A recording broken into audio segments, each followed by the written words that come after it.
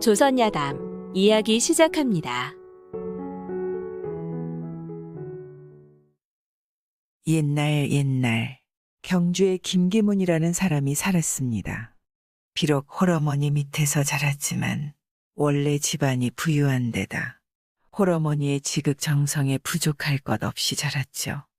김기문은 나이가 들어 무예를 닦아 묵과에 급제하기까지 합니다.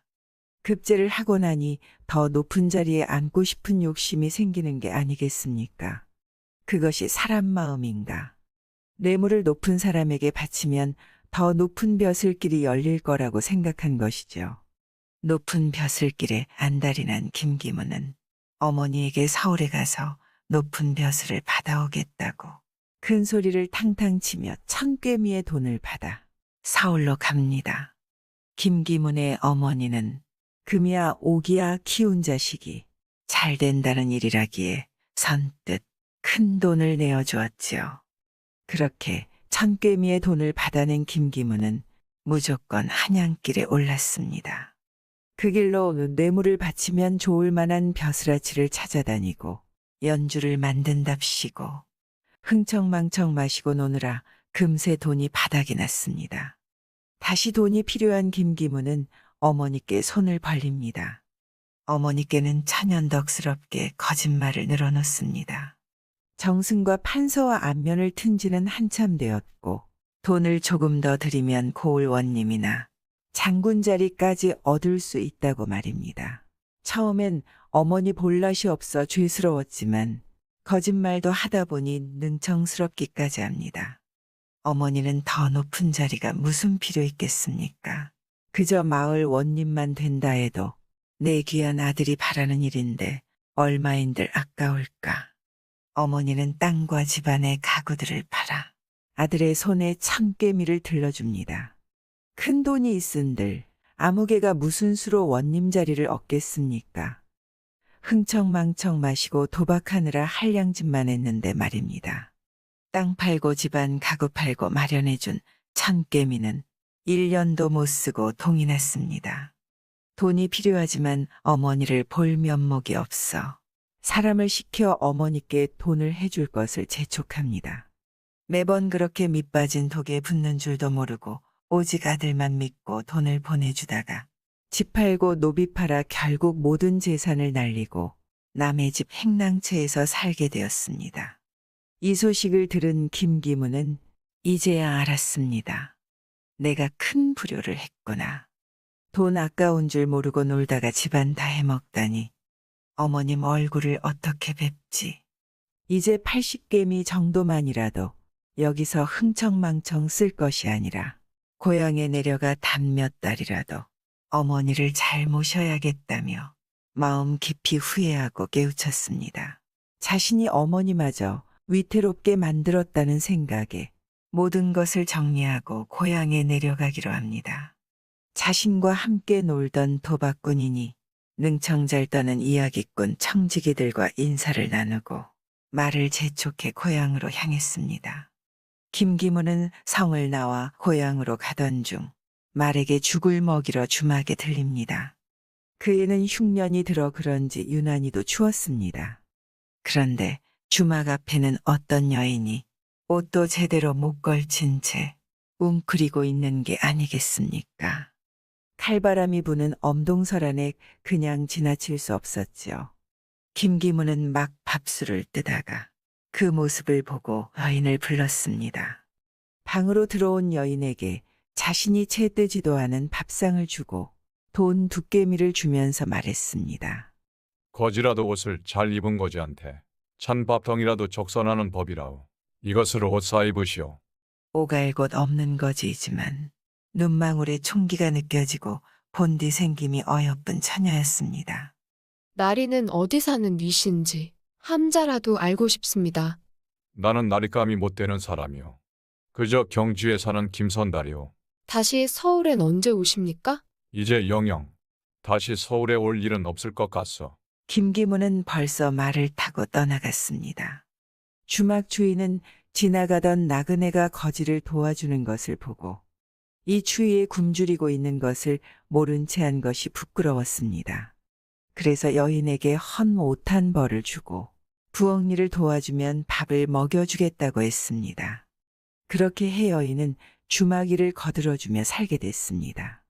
그러던 어느 날 담배 장수 하나가 50근 정도 되는 담배 한 짐을 지고 팔러 왔습니다.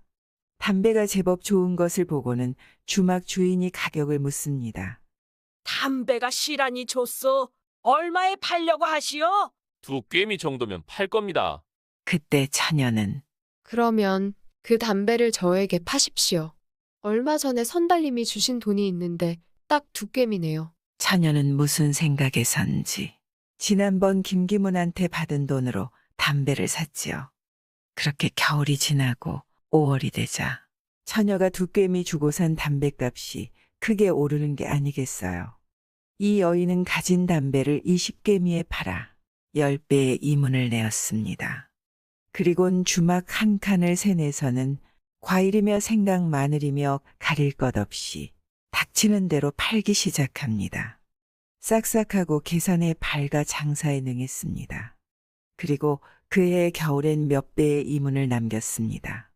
그 다음 해에는 점포를 늘려 종이나 비단같이 값비싼 물건들도 팔며 장사가 더 커졌습니다. 10년간 매해 풍년이고 태평성되어서 풍년오리가 길에 널리고 과거를 보러 온 선비들과 장사치들이 장사를 위해 서울로 모여들어 서울 인근의 객점들은 날마다 10배에서 많게는 100배씩의 이문을 남겼습니다. 이제 처녀는 돈 걱정이 없으니 객점 옆에 큰 집을 사서 발을 내리고 앉아 편히 살았습니다. 그런데 객점 주인이 얼굴도 이쁜 데다 돈 많은 처녀라고 소문나면서 그녀와 혼인하려고 하는 남자들이 하루가 멀다 하고 줄을 서 객점 문턱이 다 닳을 지경이었습니다. 그런데 어쩐지 남자는 아예 거들떠 보지도 않았습니다. 저는 양민의 무남동료 외동딸로 태어나 먹고 살 걱정 없이 살다가 흉년이 계속되어 병으로 부모님마저 여의게 되었습니다. 일가친척 하나 없는 처지라 걸식을 하다가 길바닥에서 얼어 죽어갈 때 마침 김선달이라는 분의 도움으로 목숨을 부지하게 되었지요. 그리고 그분이 주시고 간 2꿰미의 돈으로 큰 재산을 모았습니다. 이 모든 게 선달님이 주신 것인데 아직 그 은혜를 못 갚고 살아 있습니다. 하여 오직 선달님만을 따르기로 작정했으니 다시는 그런 말씀 꺼내지 마십시오. 하며 자신에게 밤낮 없이 구애하는 남정네들에게 말했습니다. 그러다 보니 혼인도 안 한 채 처녀의 몸으로 김선달을 기다리기 시작했고 그런 지 3년이 지난 어느 날이었습니다. 서울에 사는 한 양반이 경주로 벼슬을 하러 가게 되었다는 소식을 듣게 됩니다. 그리고 신관을 맞이하기 위해서 경주에서 이방이 올라왔다는 소식을 듣게 됩니다. 여인은 사람을 시켜 경주에서 온 이방을 모셔오게 했습니다. 거쳐야 할 곳을 찾을 거라 생각해 발빠르게 움직이게 한 것이지요. 일면식도 하나 없는 자가 재워주고 먹여준다니 긴가민가 속는 셈치고 이방이 왔습니다. 이방이 오자 여인은 술상을 내와 술을 대접하면서 묻습니다. 혹시 경주에 계신 분 중에 김선달이란 분을 아십니까? 경주에 김씨 성을 가진 선달이 서너 명쯤 되는데 어떤 김선달인지.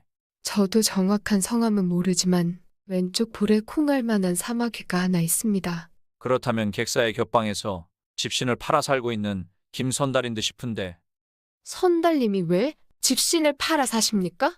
부인은 그 선달에 어찌 사는지 모르는 모양이군요. 10년 전에 선달이 국어를 왔습니다.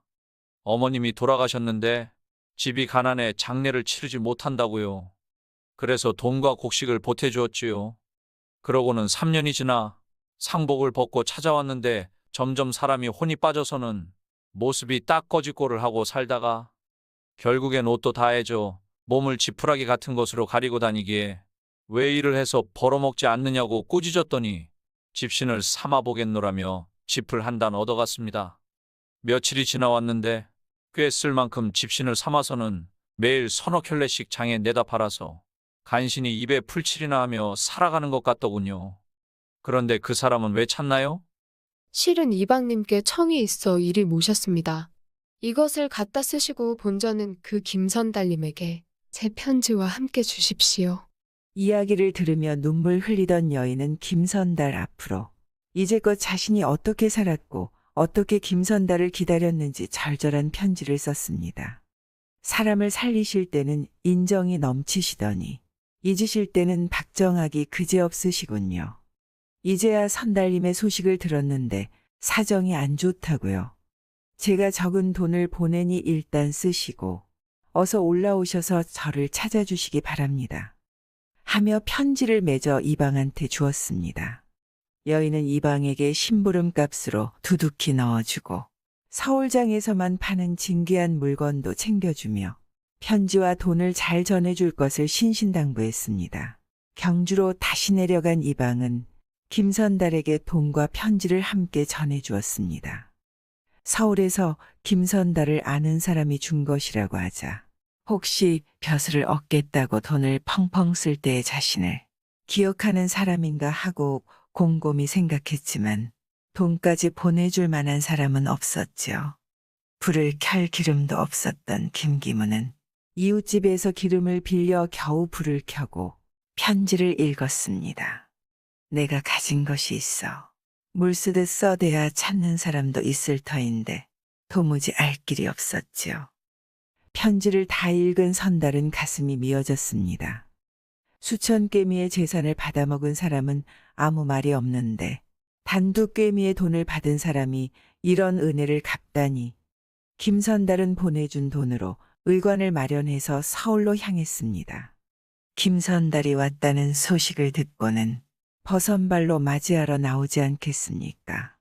죽은 자식이 살아 돌아왔다 해도 이처럼 반가울까요?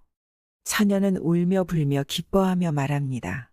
그 옛날 저에게 주신 두 꿰미의 돈이 지금은 2만 꿰미가 넘었습니다. 만 꿰미는 저에게 은혜를 베풀어 주신 선달님께 드리고 싶습니다.